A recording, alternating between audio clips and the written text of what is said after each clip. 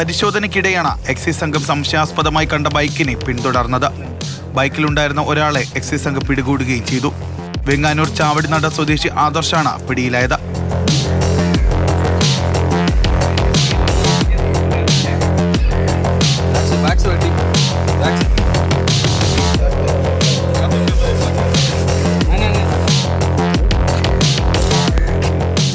കൂടുതൽ ചോദ്യം ചെയ്തപ്പോഴാണ് കൈവശം കഞ്ചാവുണ്ട് എന്ന കാര്യം തിരിച്ചറിഞ്ഞത്.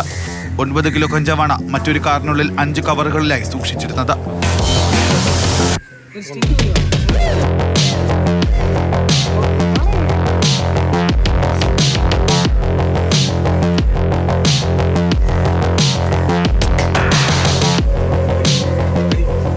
അഞ്ച് ദിവസം മുൻപ് ആന്ധ്രയിൽ നിന്ന് കടത്തിയ കഞ്ചാവ് ചെറിയ പൊതികളായി വിൽക്കാനായിരുന്നു പദ്ധതി.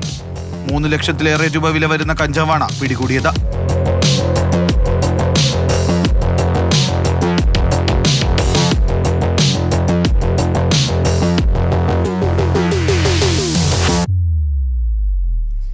മാതൃഭൂമി ന്യൂസ്, തിരുവനന്തപുരം.